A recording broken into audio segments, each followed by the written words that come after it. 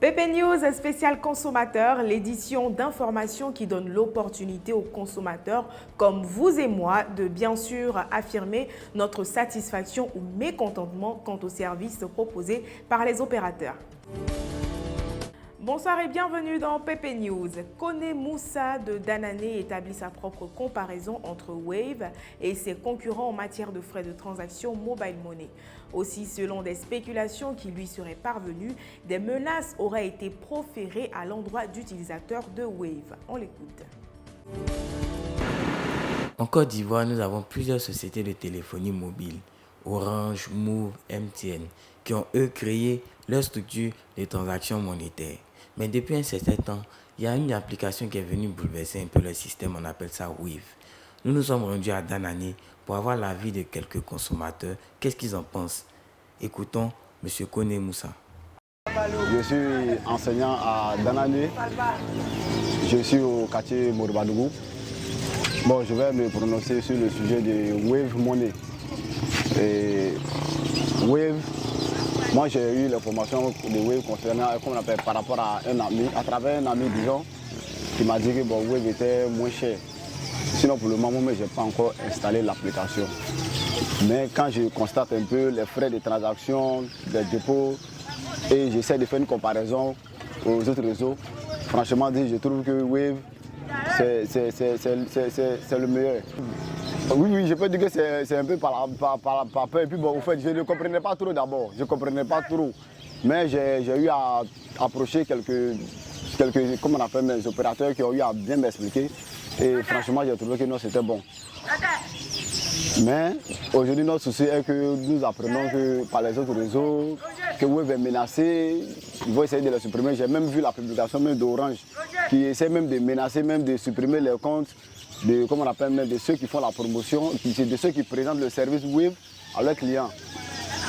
Donc, moi, je souhaiterais que Wave même essaie de créer son réseau. S'ils peuvent créer leur réseau, là, comme ça, ils seraient un peu indépendants. Voilà. Parce qu'aujourd'hui, qui ne veut pas consommer moins cher? Qui ne veut pas consommer moins cher aujourd'hui? Donc si aujourd'hui Wave, comme on appelle, Orange est fâché, si Orange trouve que Wave est moins cher, moi je pense que c'est une concurrence. Moi je pense que c'est à Orange Money d'essayer de diminuer aussi leurs tarifs.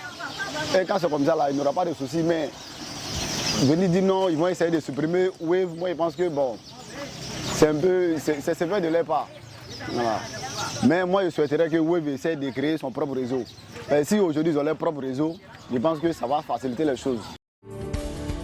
Sur un autre terrain, celui de l'audiovisuel, Diéké Félix de Jacquesville attire l'attention de la radiodiffusion télévision ivoirienne sur l'insuffisance de programmes éducatifs au profit des telenovelas diffusées à des heures peu recommandables pour les enfants, selon Diéké.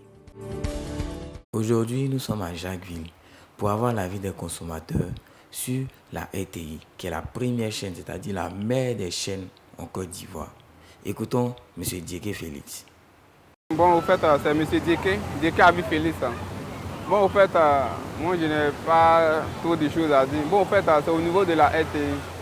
Bon, aujourd'hui, vraiment, la RTI, c'est la seule télé qui est là en Côte d'Ivoire, que nous félicitons. Mais le problème est que je ne parle pas mal de la RTI, mais néanmoins, les programmes télévisés sont un peu... La RTI ne se base pas trop sur l'éducatif. Parce qu'on suppose, bon, il y a les films de 19h comme ça. Au moins, les films novelas, c'est comme ça. On peut mettre au moins à une heure un peu tardive, bon, 22h, 23h. Mais à 19h comme ça, c'est pas normal. Parce que les enfants sont autour de la télé. Puis ce sont des trucs un peu... Bon, ça tire un peu vers la pornographie. Comme c'est comme ça, ce n'est pas bon. Voilà, donc moi, c'est ce que je veux dire. D'arrêter de faire ça, c'est tout. En gros, M. Diéké Félix, il n'a pas de problème avec les programmes de la RTI. Mais son seul souci là, c'est les films novelas à 19h. On a compris. Le message est passé. Direction la ville de Daloa. Daloa aussi, il y a M. Django Enoch qui est fâché. Lui dit il y a longtemps qu'il a regardé RTI. Écoutons-le. Bon, quant à moi, RTI, je ne regarde plus RTI, ça fait un bon moment, 1 an à 2 ans. Les programmes de maintenant ne sont plus intéressants.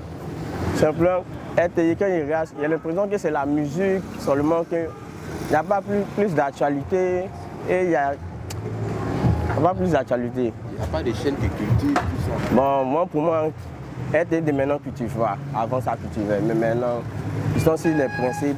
J'ai l'impression que les gars suivent les directives. C'est la fin de cette édition d'information. Bonsoir et bon week-end à vous.